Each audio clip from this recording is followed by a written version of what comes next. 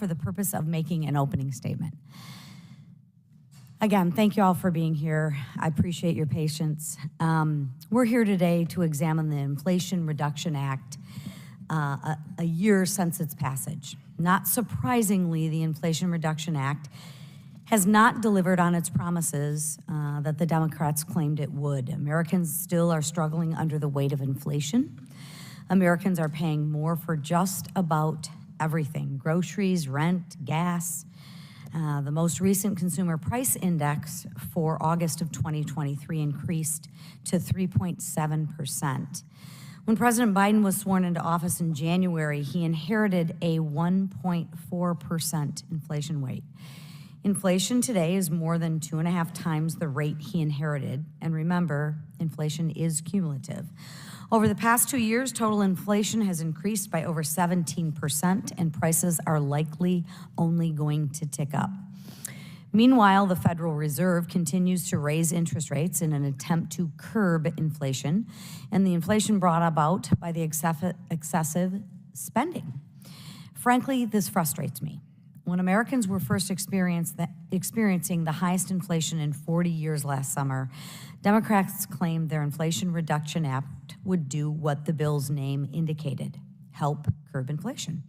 Republicans saw it for what it really was: a radical spending spree to implement a leftist wish list for the Green New Deal. A year later, President Biden says that he regrets the title of the bill. Instead, he has labeled the $369 billion spending package as the single greatest investment in climate change ever. Not a word about inflation, because it was never intended to reduce it. When Americans needed inflation relief the most, the IRA was a lie that the Democrats told to push their Green New Deal. Not only does the IRA do little to reduce inflation, but it will continue to add to the deficit with rampant spending. It is estimated that the federal deficit will hit $2 trillion as the fiscal year ends later this month. The IRA's Green Energy Slush Fund is expected to cost us more than $633 billion over the next 10 years. Goldman Sachs estimates that the IRA's green energy credits will cost taxpayers as much as $1.2 trillion by 2032. Further, the IRA's Medicare price control provisions are harming the market. The IRA allows federal government to dictate arbitrary prices on drugs, disrupting normal market mechanisms of supply and demand and putting drugs already in short supply at further risk. Drug price control risk for the future of investment in research and development of the innovative treatments Americans need the most. I, as well as others on this committee, understand that healthcare is getting more expensive, but this isn't the way to fix it. And in fact, it's making the problem worse. Just like hiring 87,000 more IRS agents and wishy-washy, unenforceable promises to not target regular Americans is not going to help reduce the deficit, right? We need the money that one, we have a spending problem, but two, we also need to pay attention to where this money is going. Government's micromanagement of the economy is not the solution. Maybe we should micromanage where the money is actually going. We've seen it fail before. In the late 70s, President Jimmy Carter tried to ease inflation by imposing energy price controls. It failed then, and Americans suffered. It will fail this time as well. The solutions are free market, pro-competition policies like shrinking the deficit, promoting economic growth, cutting regulatory red tape, simplifying the tax code, eliminating government waste, fraud, and abuse, really following the money and holding these agencies accountable as well, and investing in American energy and independence. The IRA didn't do any of these things, and that's why the American people are worse off today than the day it passed. I'm looking forward to hearing from the experts on the impacts and what should be done to help Americans. I now recognize Ranking Member Porter for the purpose of making her opening statement. Thank you very much, Madam Chairwoman.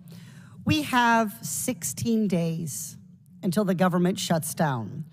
Speaker McCarthy, who is slow walking government funding bills one by one, has only passed 1 of 12. I'm a former professor, so I know what 1 of 12 means. The speaker's getting an F. And these bills don't even have enough support to pass in the Senate. The speaker is not on pace to significantly improve his grade before the deadline. So what does that mean for the American people? It means that House Republicans are driving us off a cliff to a shutdown and to the corresponding economic harm. That is not the type of action that is going to bolster our economic growth and fight inflation. Our constituents, Democrats and Republicans alike, are wondering what the plan really is around here. Make no mistake, today's hearing tells us a great deal about the plan. Someone who's driving you off a cliff wants to distract you, and that's what Republicans are trying to do with this hearing. While House Republicans struggle to figure out any kind of real plan to keep the government open and to lower costs for the American people, they come up with hearings like this to attack the progress that was made and is being made. The Inflation Reduction Act is paying down our national debt, lowering our energy costs, and making prescription drugs and health care more affordable. It's a testament to what happens when Washington stops delays, gets to work, and makes a genuine effort to address problems that Americans are facing. In other words, it's what Washington looks like when it's doing the opposite of what it's doing right now. Look, you don't have to believe me when I say the Inflation Reduction Act is lowering costs for Americans and saving us money. Let me give you a couple of examples. The Inflation Reduction Act includes legislation that I wrote that recovers tax dollars from drug companies that hike drug prices faster than the rate of inflation. For years, Big Pharma has lined its pockets by jacking prices up way faster than inflation. And now patients are already paying less. My bill would recoup $63 billion over 10 years. Let's be clear, with my legislation alone, which is just one part of this landmark law, we're stopping drug companies from ripping off Americans, and we're saving our government billions of dollars. That's one small part of the law alone that is meaningfully lowering people's costs. The Inflation Reduction Act is also saving our constituents money when it comes to energy. The Inflation Reduction Act includes another piece of legislation that I wrote to charge polluters a fair rate when they lease federal land. It was the first increase in that rental rate in over 100 years. Big Oil has been cheating all Americans by drilling on public lands for pennies on the acre. No more. My legislation is already saving taxpayers millions by making Big Oil finally pay a fair price. Whether you're a Republican or a Democrat, and whether you agree with every single aspect of the Inflation Reduction Act or not, one thing is clear. We all win when we have people in charge who make a genuine effort to lower costs for families, not shut the government down. I yield back. Thank you, Ranking Member. I'm pleased to welcome our witnesses for today, Mr. Preston Brashers, Mr. Joel White, and Mr. Trevor Higgins. Mr. Brashers is a senior tax policy analyst at the Grover M. Hermann Center for the Federal Budget at the Heritage Foundation. Mr. White is the president of the Council of Affordable Health Coverage, and Mr. Higgins is the senior vice president for energy and environment at the Center for American Progress. We look forward to hearing what you all have to say on today's important subject. Pursuant to the committee rule 9G, the witnesses will please stand and raise their right hands for the oath of office. Do you solemnly swear or affirm that the testimony that you are about to give is the truth, the whole truth, and nothing but the truth, so help you God? Let the record show that the witness is answered in the affirmative. Thank you, and you all may take a seat. We appreciate you being here today and looking forward to your testimony. So let me remind the witnesses that we have read your written statements and they will appear in full in the hearing record. Please limit your oral statements to 5 minutes. As a reminder, please press the button on the microphone in front of you so that it is on and the members can hear you. When you begin to speak, the light in front of you will turn green. After 4 minutes, the light will turn yellow. And when the red light comes on, your 5 minutes have expired, and we would ask that you please wrap up. I now recognize Mr. Brashers for his opening statement. Chairwoman McLean, Ranking Member Porter, and members of the subcommittee, thank you for giving me the opportunity to testify today. My name is Preston Brashers. I am the Senior Policy Analyst for Tax Policy at the Heritage Foundation. The views I express today are my own and should not be construed as representing any official position of the Heritage Foundation. August 16th marked the one-year anniversary of the signing of the Inflation Reduction Act. The IRA, as the bill's title suggests, was intended to reduce inflation primarily through deficit reduction. But 1 year in, the Inflation Reduction Act has contributed to significantly higher deficits compared to last year. These deficits and malinvestments spurred by the IRA have added to inflationary pressure, which has forced the Fed to dramatically raise interest rates. Rates on a 30-year mortgage are at 20-year highs, putting the American dream out of reach for many American families. The IRA is making Americans poorer and turning them into debtors to the special interest green agenda. Although CBO and some other groups originally scored the IRA as achieving a small surplus over the 10-year budget window, the surpluses were backloaded at the end of the decade, while deficits were front-loaded into the first 4 to 5 years. And the IRA is much more fiscally irresponsible than it appeared on paper. It uses gimmicky and questionable pay-fors and expirations, and some of the provisions are proving much more costly than forecasters expected, especially the bevy of tax credits for green energy, electric vehicles, carbon sequestration, and other things ostensibly connected to the climate agenda. CBO initially scored these provisions as having a $270 billion budget impact through 2031, but in May, government forecasters estimated the cost of these credits was double the initial estimate. Some outside estimates have put that figure closer to $1 trillion, or roughly 4 times what the American public was originally told. The IRS's implementation of the green tax credits hasn't helped matters. When the IRA passed, analysts expected that relatively few vehicles would qualify for the EV credits because of strict limitations on foreign manufacturing, critical mineral content, and income limitations for the purchaser. However, the IRS has dramatically weakened those restrictions. First, Treasury delayed issuance of guidance for the battery component rules. So EVs sold between January 1st and April 16th qualified for the EV credits even if they didn't meet the domestic battery content requirements. Second, the IRS created a regulatory loophole by treating EVs that businesses lease to consumers as commercial clean vehicles.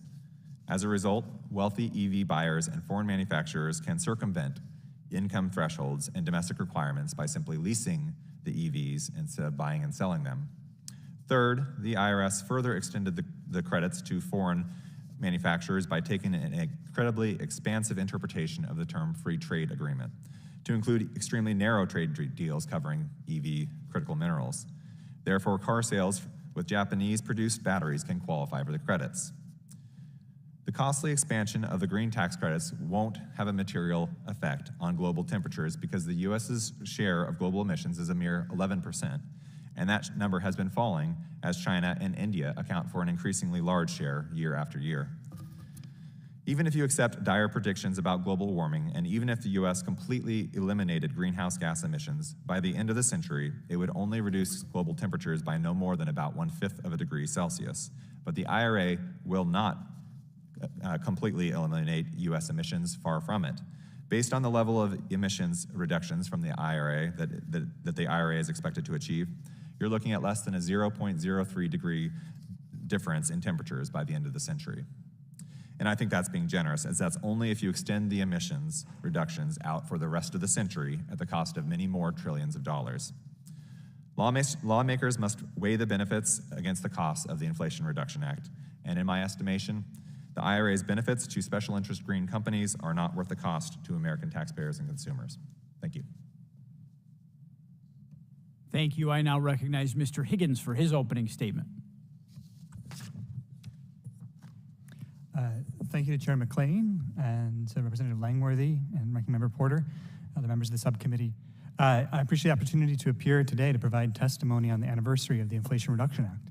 Little over 1 year ago, Congress enacted the Inflation Reduction Act, building on the achievements of the Infrastructure Investment and Jobs Act and the CHIPS and Science Act. This groundbreaking legislation is already at work today, growing the economy by investing in the middle class. The new law connects good-paying jobs and apprenticeship programs to clean energy incentives for the first time. It builds supply chains and domestic manufacturing that will equip America to compete in the global clean energy economy for decades to come. It cleans up air pollution that is concentrated in low-income communities. It modernizes the IRS to deliver better service to taxpayers and fair enforcement. And it cuts healthcare costs and household energy costs in every region of the country. Together, these investments are laying a foundation for continued climate action in ways that will bring benefits to people in their everyday lives and put the U.S. climate goals within reach to achieve an emissions reduction of 50 to 52% below peak levels by the end of this decade. I'd like to briefly take each of these points in turn. First, IRA is not only expected to create more than 1 million new jobs in 2030, it has already created, in just this last year, more than 170,000 clean energy jobs across the United States. These aren't just jobs of the future, these are jobs right now. And importantly, the full value of the new clean energy tax credits is only available for project developers who pay prevailing wages and employ people in apprenticeship programs, ensuring that the clean energy economy will be built with good jobs.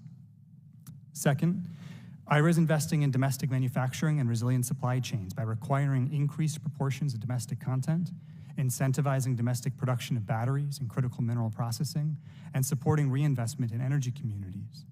According to a recent report from the Rhodium Group, more than $200 billion has already been invested, public and private, to deploy clean energy since the passage of the Inflation Reduction Act. And Climate Power has documented examples of new clean energy projects across 44 states and counting. Third, IRA investments help clean up air pollution that is concentrated in low-income communities, which is projected to save more than 4,000 lives every year by the end of this decade. The Justice 40 initiative has already organized more than $90 billion across 24 federal agencies to ensure these programs are actually bringing benefits to disadvantaged communities as intended. Fourth, IRA is cutting costs for American households, including both energy costs and healthcare costs. By offering tax incentives, grants, and rebates, IRA is helping households who choose to install heat pumps or purchase an electric vehicle. Investments in affordable clean electricity and reduced fuel demand across the economy are actually projected to lower the price of natural gas. So even households that don't take up these tax incentives will still benefit. And when it comes to healthcare costs, IRA is reining in high drug prices. Last month, the Centers for Medicare and Medicaid Services announced the first 10 drugs for which it will negotiate prices, and it's estimated by CBO that this will cut prices for these drugs in half. This will be a lifeline for millions of seniors and disabled people. IRA also cracks down on pharmaceutical companies that hike drug prices above the rate of inflation, caps out-of-pocket spending for Medicare enrollees at $2,000 a year, provides life-saving vaccines at no cost, saves $800 per year for premiums through the Affordable Care Act, and limits out-of-pocket spending on insulin to $35 a month.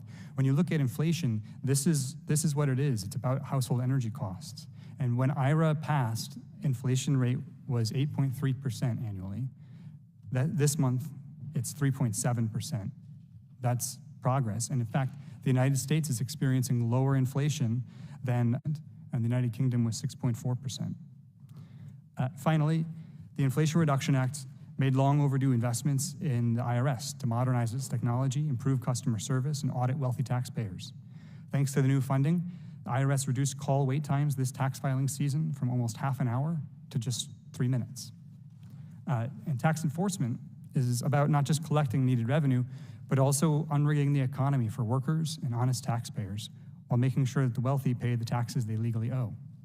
So in conclusion, these benefits are just beginning to take effect. We're only 1 year in, but already the Inflation Reduction Act has created hundreds of thousands of jobs delivering clean energy across the country and has begun to onshore supply chains that China has long sought to dominate.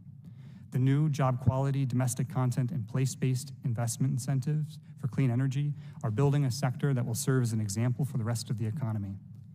Thank you for the opportunity to testify here today. Thank you. I now recognize Mr. White for his opening statement. Congressman Langworthy, Ranking Member Porter, thank you for the opportunity to present my views here today on the Inflation Reduction Act. My comments will focus on the new Medicare drug price settings program, but I'm happy to answer any questions you may have. I want to start off by discussing the human impact of the law. I have two dear friends with teenage daughters who have serious and rare medical conditions. Their names are Ella and Harper. Ella has EB, and she should have died years ago. EB causes the skin to become so fragile that it tears and blisters at the slightest touch. There is no cure, and the current treatment includes daily wound care management and protective bandaging. Ella's dad told me once he spends $10,000 a month on bandages alone. In May, the FDA approved the first and only medicine to treat EB. This gene therapy heals the wounds and prevents new blisters caused by the disease. So Ella has hope. But this is a treatment, not a cure. Under the IRA, if the company investigates another use of their product, say for skin cancer, and it's approved, the original product could be subject to the IRA's price controls. As a result, the company likely won't investigate new indications, and people with skin cancer and EB will lose out. My other friend's daughter is Harper. She has ITP and was diagnosed when she was 6 years old. Her immune system attacks and destroys her platelets by mistake, leading to bleeding and bruising that can be life-threatening. It's unknown why this happens. People with chronic ITP don't have a host of treatment options, and there is no cure. So I get angry when I hear some politicians talk about the IRA's benefits and none of the downsides, such as how the law may lead to fewer cures for people like Ella and Harper. We have decades of experience in other countries about how similar price-setting systems impact patients, including less access and fewer innovations. In the US, since the enactment of the IRA, we've already seen investments shift away from pills and entire research programs for blindness and cancer pulled since the enactment of the law. All of the experts, all of them, CBO, the CMS actuary, and private academics agree that the IRA will result in fewer therapies. They simply disagree on the extent of the damage. The most optimistic estimate is from the Congressional Budget Office. They say there will be 2 fewer treatments or cures over the next few years. Some are willing to accept that. Ella and Harper are not, and neither am I. They need 2 more cures. With respect to the law's implementation, CMS recently announced the 10 drugs selected for Medicare's drug price setting program. Congress exempted the price setting program from the normal rulemaking process enshrined in the 77-year-old Administrative Procedure Act. The Democrat author of the APA said it is a bill of rights for the hundreds of thousands of Americans whose affairs are controlled or regulated by federal government agencies. The U.S. General Services Administration has noted, quote, the APA ensures public transparency in the rulemaking process while holding the government accountable to address public input. Transparency and accountability ensure integrity throughout the process, end quote. By exempting the program from the normal process, politicians and bureaucrats can set prices that impact our healthcare in secret. Practically, this means CMS can change the rules on a whim. The agency does not have to accept feedback from stakeholders, and it does not have to explain its decisions or provide an analysis of the impact on their patients. In addition, CMS will spend $3 billion to set up 6 new divisions to replace private sector expert negotiators. This raises obvious questions. How many private sector jobs are being replaced by new bureaucrats? If new employees come from the industry, will CMS preclude employees from being lobbied by their former employers? The Biden administration should answer these questions, and this committee should ask them. Finally, I'm concerned the law will increase costs and worsen health disparities. For example, Medicare's price controls apply to pills 9 years after FDA approval versus 13 years for biologics. This small molecule penalty creates powerful incentives to create more biologics and less pills. The problem is that biologics are harder to genericize and are typically administered by a doctor in a more expensive setting. For patients who lack access to doctors, such as people in rural areas or low-income urban communities, they will find getting their drugs much more difficult.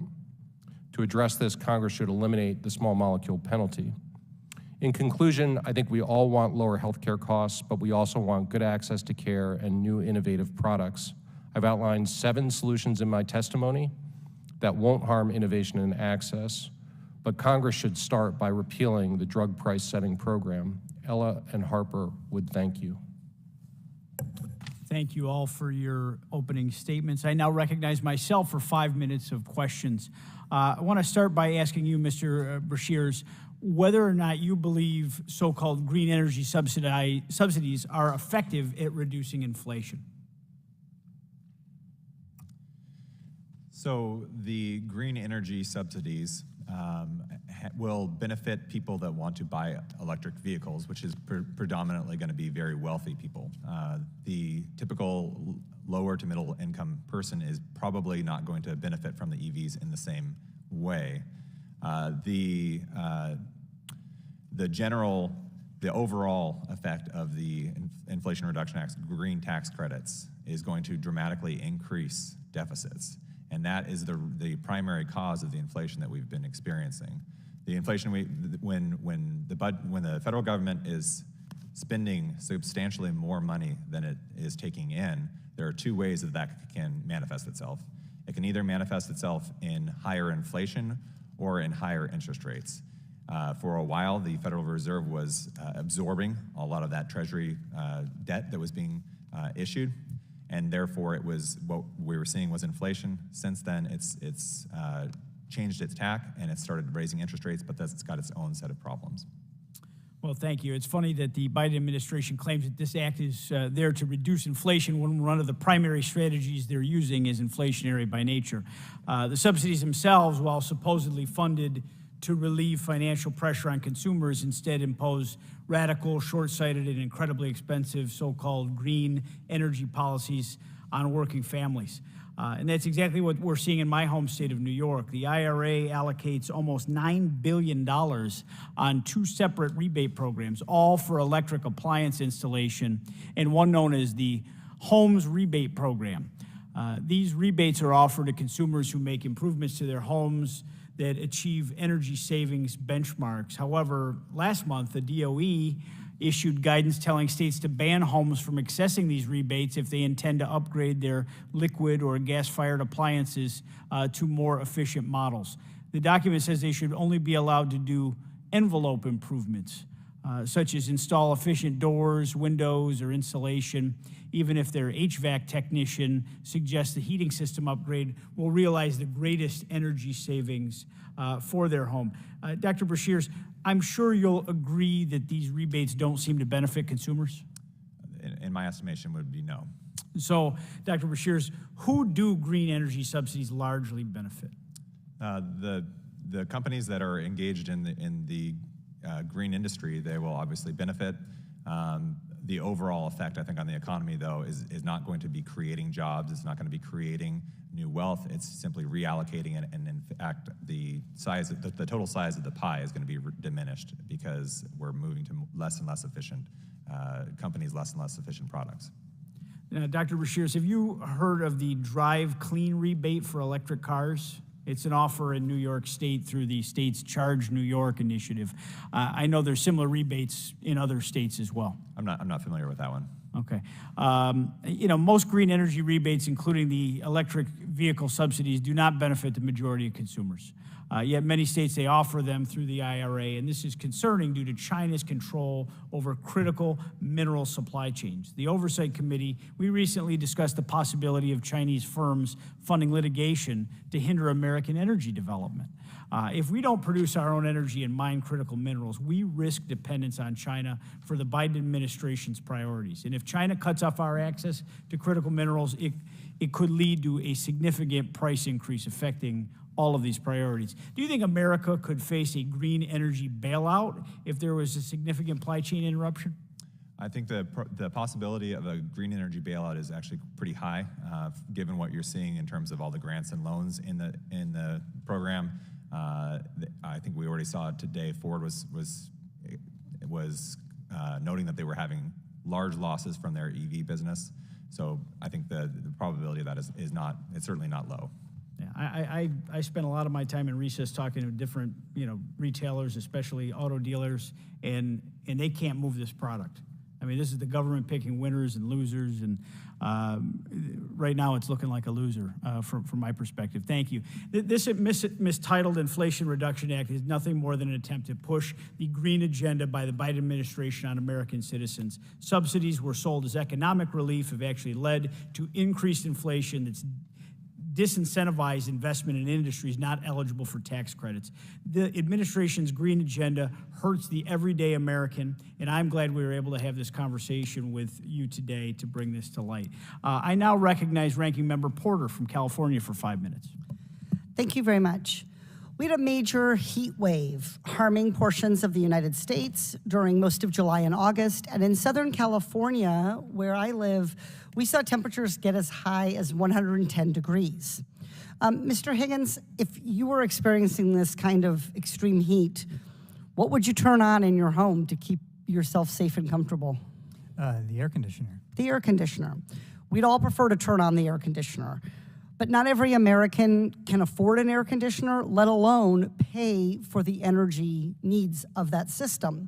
I know a resident of California's 47th congressional district who got frustrated during the heat wave. They got literally hot and bothered.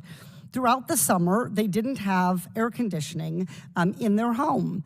And this constituent is concerned about the increase in temperatures, the air quality issues with wildfires, and they want to buy an energy-efficient heat pump to cool their home, bring down their heating costs, and reduce their dependence on volatile fossil fuels.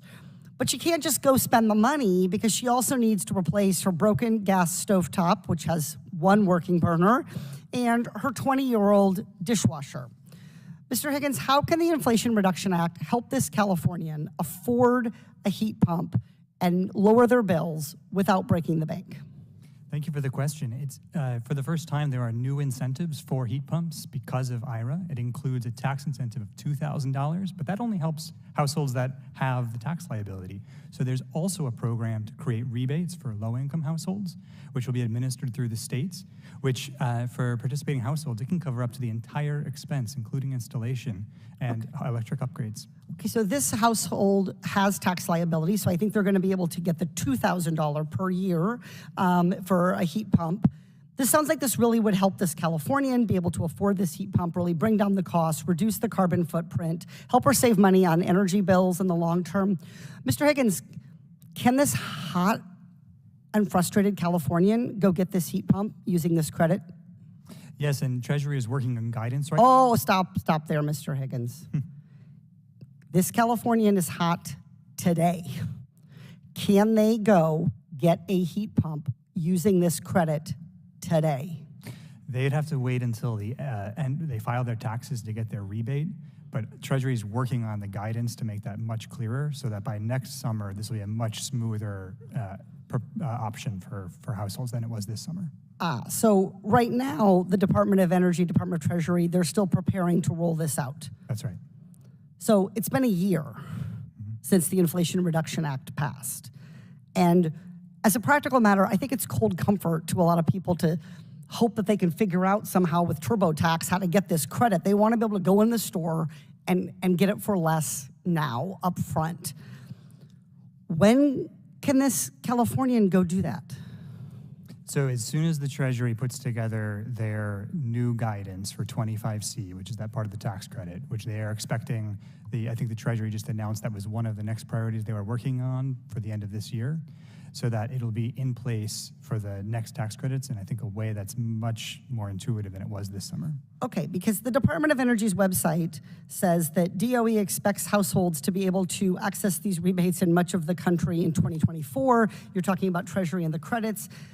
So this Californian without air conditioning all summer has to wait basically another year to get an energy efficient heat pump. You testified that these households can save hundreds of dollars. You gave aggregate figures. Did you adjust those aggregate figures downward for the fact that nobody's been able to use these programs yet?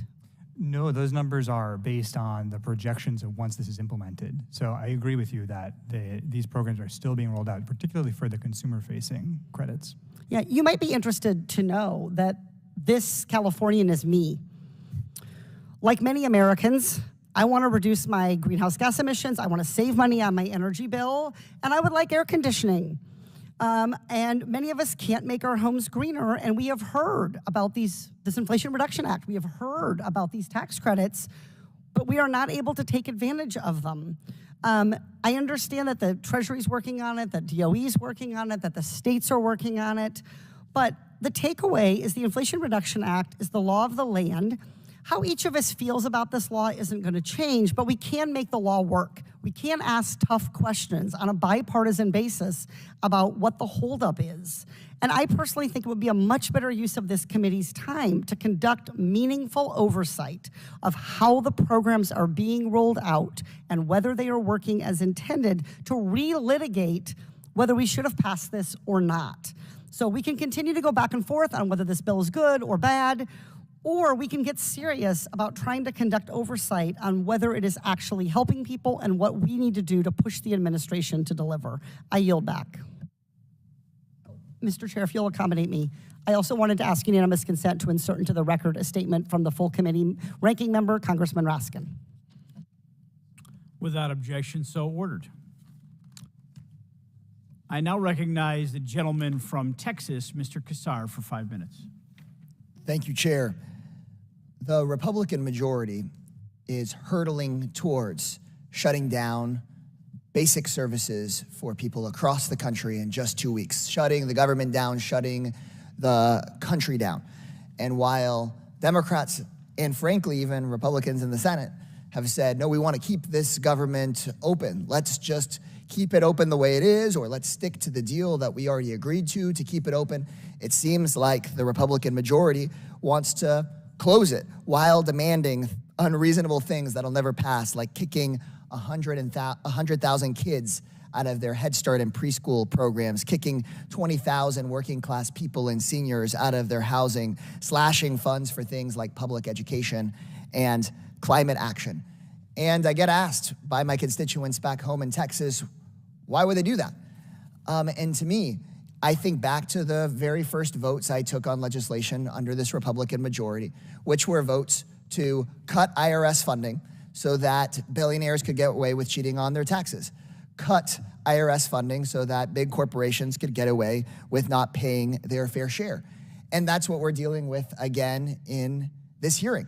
As we have keep on walking down this path where we could wind up in another government shutdown caused by the Republicans, we're having a hearing blasting the Inflation Reduction Act. And the Inflation Reduction Act, signed by President Biden, is the first time in my lifetime that I've seen a bill passed that finally holds corporations accountable to paying their taxes. Remember, in 2021, before the Inflation Reduction Act was passed, the Institute on Taxation and Economic Policy reported that at least 55 of the largest corporations in America paid no federal income taxes. And a 2021 paper from the Treasury Department estimated that the wealthiest 1% owe $160 billion in unpaid taxes each year. But finally, under this law, we take climate action, we address rising energy costs, we address rising healthcare costs, and hold corporations accountable by setting a 15% minimum corporate tax rate. This is overwhelmingly popular with the American people. So House Republicans have taken up to making false claims about the Inflation Reduction Act to scare people. I've been asked in union halls, walking down the street, in grocery stores by people saying, well, doesn't the Inflation Reduction Act hire like 87,000 new IRS agents? And they've heard this propaganda on the radio. They've heard it pushed out by right-wing officials. In fact, it was stated by the chair as she opened up this meeting. But to put this politely, that is false. The IRS funding in the Inflation Reduction Act, one, improves technology and customer service so constituents don't have to keep waiting for days or weeks to get answers from the IRS. And second, it sets up the resources necessary to make sure large corporations and the wealthy have to pay their fair share. Mr. Higgins, is it correct or incorrect that the Inflation Reduction Act is hiring 87,000 new IRS agents? That is incorrect. Thank you. In fact, according to one article and to much of our research, the IRS funding is just to get the number of employees back at the IRS where we were a decade ago. This article appeared in Time magazine titled, "Trump Allies Are Attacking Biden for a Plan to Hire 87,000 New IRS Agents," but that plan doesn't exist. I ask unanimous consent to insert this article into the hearing record. Thank you, Chair. We are facing a government shutdown, which could impact tens of thousands of Americans, hundreds of thousands of federal employees. We know that the government doesn't need to shut down. Those services can be paid for if billionaires and and big corporations finally pay their fair share. The budget deal that Republicans forced, holding the economy hostage earlier this year, eliminates much of the IRS funding that we need for enforcement. But now we're hearing in this hearing more and more attacks from the Republican majority trying to cut IRS funding from the Inflation Reduction Act. And that funding we need not only to go after billionaires and big corporations, but we need it in order to reduce our deficit. Mr. Higgins, do you know that if we fund the IRS agents that we need, do we know if we fund them, does that increase the deficit or does it actually decrease the deficit? That will help recoup lost revenues right now to close the tax gap and will reduce the deficit. So we can reduce the deficit and have better funding for our programs if we stick with things in the Inflation Reduction Act and have those minimum corporate taxes. I discussed this in a July committee hearing, and I asked the chairman if we can finally have a hearing in this committee to start looking at corporate tax cheats and how the wealthiest people in this country get away with not paying their taxes. And I heard from Mr. Sessions that he was open to that, and I hope, Chair, that we consider finally having a hearing on this important topic. And I yield back. Thank you. The chair now recognizes Mr. Grothman for 5 minutes. Thanks. I'll start off with Mr. Brashers, and it concerns me that some of these trillion-dollar bills that they come through here basically benefit the very wealthy in our society. Okay, I do realize we sometimes have problems with our tax code, but I think the problem is Congress who passes the bills.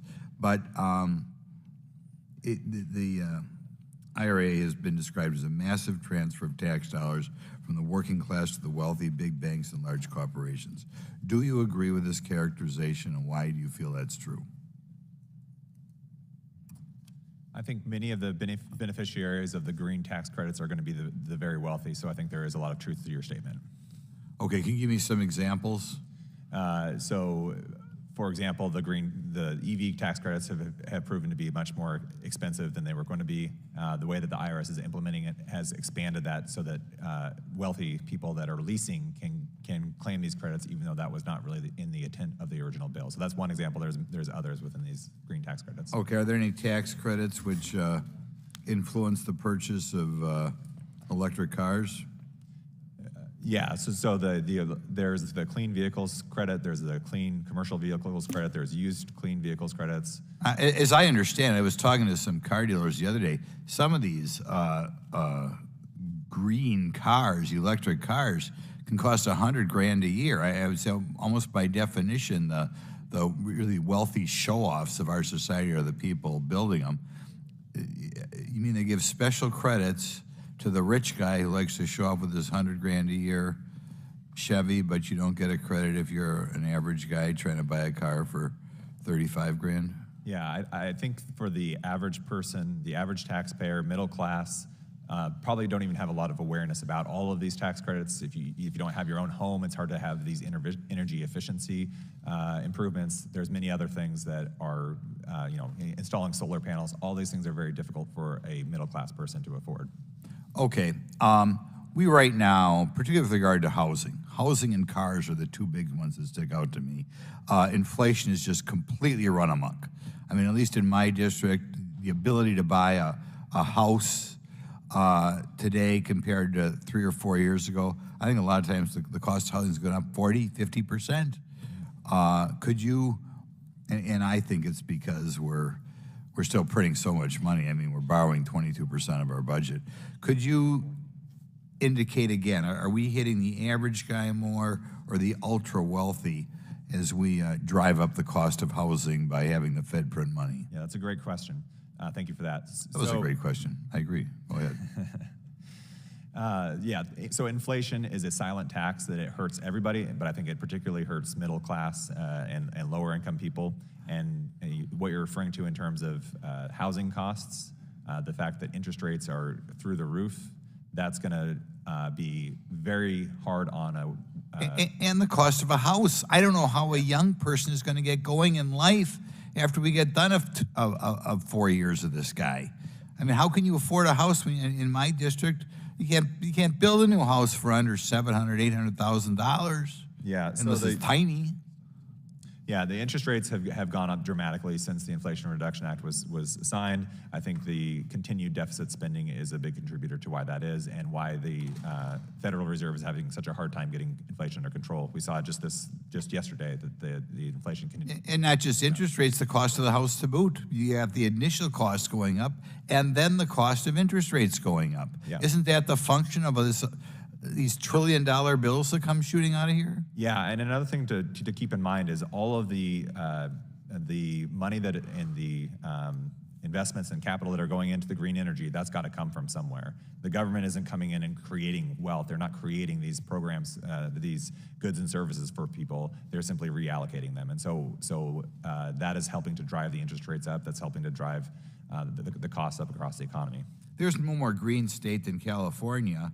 What has been the effect of their policies on the average guy? Say, compare the average guy to the average Hollywood type, movie star type. Well, I mean, one of the big things you see there is the gas prices are through the roof. You see housing prices. How much is gas now from California? It's over $5. I don't know. Oh, my goodness. Yeah. Oh. I hope we never have those people run the country. But go ahead. I'm sorry I interrupted you. So it's absolutely unaffordable for middle class people to live in a lot of these areas that have been pushing these policies. Well, thanks. I hope we work our way out of this in the next few years. Thank you. Thank you, Mr. Grothman. The chair now recognizes Ms. Lee for 5 minutes.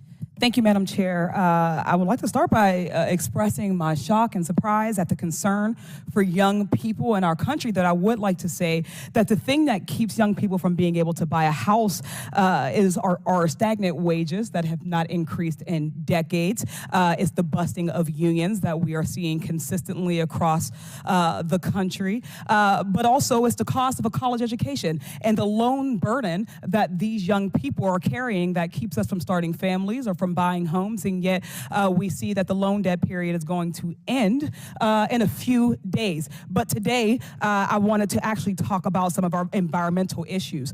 According to a report issued in April of this year by the American Lung Association, quote, out of the nearly 120 million people who live in areas with unhealthy air quality, a disproportionate number, more than 64 million, 54%, are people of color.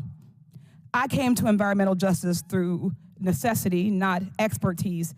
Where I grew up in Braddock in the Mon Valley of Western Pennsylvania, our air is so dirty that we have some of the highest rates of pollution causing childhood asthma, COPD, and emphysema, and other respiratory illnesses in this country. The American Lung Association's 2023 State of the Air report found that ozone smog pollution levels in the Pittsburgh, Newcastle, Weirton metro area have declined, which is phenomenal. However, the metro area I represent, quote, continues to rank among the worst 25 metro areas in the country for both short-term and year-round particle pollution. Dirty air is killing people, and it is disproportionately harming minoritized communities. Black people are exposed to 1.54 times more fine particulate matter than white people and are 3 times more likely to die due to air pollutants. And black women have the highest death rates because of asthma. Mr. Higgins, I note that a paper published in April of this year by the Center for American Progress stated, quote, a key insight driving many of the Inflation Reduction Act's investments is that federal dollars go a lot further in places that have experienced underinvestment in a private market, often due to historical and ongoing racial discrimination, including low-income and disadvantaged communities that face the greatest effects of climate change. Mr. Higgins, how can we maximize our federal impact through investments in communities that have historically experienced underinvestment? It's such an important question because you're right that the effects of fossil fuel pollution and climate change are disproportionately affecting Black and brown communities and low-income communities. That's why the Inflation Reduction Act takes pains to create new programs that will help to serve these areas, including set-asides for low-income investment through the tax credits, a greenhouse gas reduction fund, which requires 40% of its spending to be for the benefit of disadvantaged communities, echoing the Justice 40 initiative.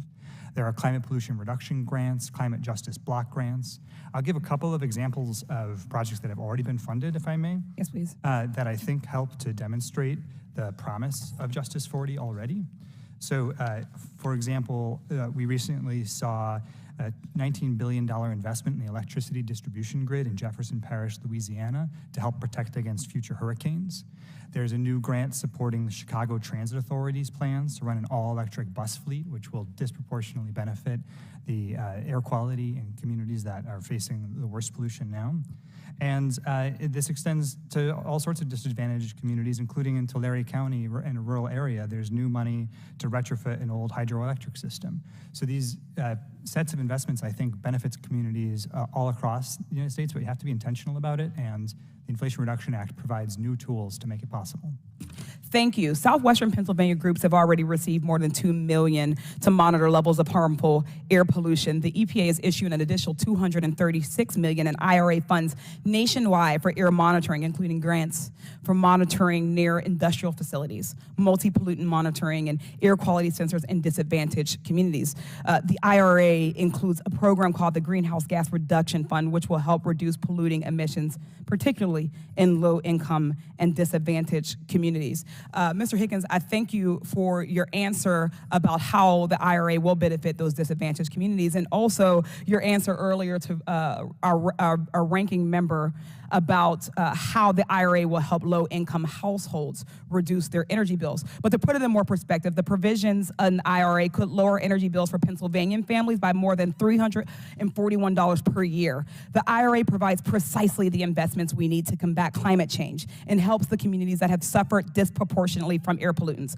And while we're also seeing investments in our workforce, Pennsylvania's Governor Shapiro recently announced a commitment to reserve at least 3% of all funding that they receive from the IRA to fund workforce development and on-the-job training, investing as much as $400 million over the next 5 years in workforce training. So to sum it up very quickly, the IRA's investments to fight pollution across the country will not only help improve air quality and preserve a livable future for our children, it will lower energy costs for working families, protect us from the impacts of climate disaster, and create thousands of good-paying union jobs. I'd like to thank my Republican colleagues for holding this hearing and giving us the opportunity to highlight such strong investments in America's future. Thank you, and I yield back.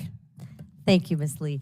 I now recognize myself for 5 minutes. Mr. Brashers, simply put, does the Inflation Reduction Act, in fact, reduce inflation? No. Do you have any data to support that? Is that your opinion? The Inflation Reduction Act was intended to reduce inflation by reducing the deficit, but the deficit has doubled from last year, from about $1 trillion to $2 trillion. So the evidence is, and even if you looked at the original estimates, it was not going to be reducing the deficits in the initial years. So the fact that everything has blown up in costs, that tells me that no, it has not reduced inflation. So facts and evidence. Crazy. Okay. What impact does the IRA have on prices Americans are paying at the gas pump and in the supermarkets? So what we have seen so far since the Inflation Reduction Act went into place, and most of the provisions went into place in January 1 of this year, and the average price of gasoline was $3.09 at the time. Now it's up to $3.84. So the evidence is that the prices of gasoline are going up. I'm sorry, could you repeat those numbers again?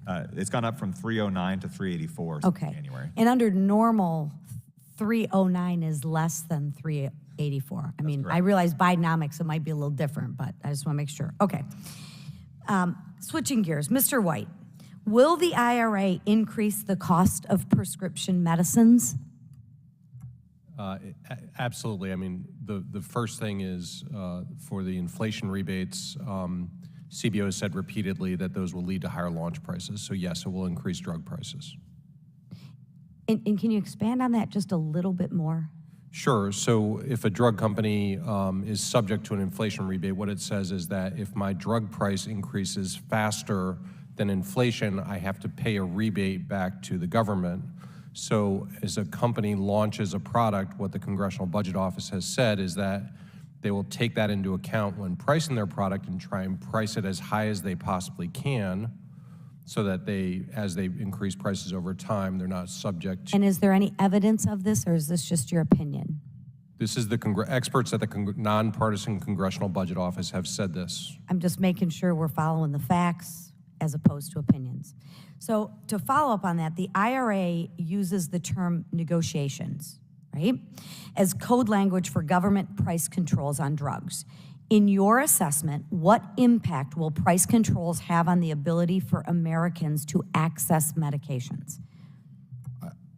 It will make it much more difficult to access new and innovative medicines. It will also lead to drug shortages. I think we have decades of evidence from other countries that have tried this approach, and in every instance, access. Can you give us an example? Sure. In the UK, for example, they've had this system in place, a similar system in place for several decades. They have access to about half as many medicines as people in the United States have. Interesting. Thank you. Mr. Brashers, are green energy subsidies effective at reducing inflation? No, I would say they're not. Can you expand on that for me? These are subsidies that are merely shifting the incentives around to push people into purchasing certain items and not other items, but they're not expanding the supply. They're merely rearranging, I guess, the distribution, the allocation of people's money. But there's no increase of supply. Would it be safe to say that if a policy was so effective and it worked so well and it helped so many people, that a policy like that wouldn't need a subsidy because people would go and buy that product, whatever it may be? I think that's a very good way of stating it. If you didn't, Seems common sense, it does seem common sense, yes. right? And Mr. Brashers and Mr. White, were Americans better off in 2019, or are they better off now under Bidenomics? I would say they're better off. They were better off in 2019. Based on what? Based off of real incomes, based off of inflation, I think that the economic statistics have deteriorated significantly. Thank you, Mr. White. I would agree with that. Based on? Real wages are down as health costs increase, our take-home pay declines, our standard of living declines, so families are worse off by paying more. The average family policy this year will cost about $22,000. It's the equivalent of buying a new Kia and shoving it into the Potomac River every year and then buying a new one. I mean, at the end of the day, I think both sides want a better America. I really want to believe that in my heart of hearts. And where we differ is how we get there. And I think we have to be stewards of the taxpayers' money, because I believe you said earlier, sir, that the government really doesn't produce anything, right? They really don't produce everything. And with this layer upon layer of regulation and this layer upon layer of bureaucracy, it's people like my colleague over here that actually supported the bill but can't even take advantage of it. Where's this money going? I'll share with you where it's not going. It's not going to the American people. It's going somewhere, But I can assure you, the Americans in my district, they are not benefiting from these policies. So with that, and without objection, all members have 5 legislative days within which to submit materials and additional written questions for the witnesses. Witnesses will be forwarded, which will be forwarded to the witnesses, and if there are no further business without objection, the subcommittee stands adjourned. And I thank you all for your patience. It was kind of squirrely today, but I truly appreciate it. Thank you.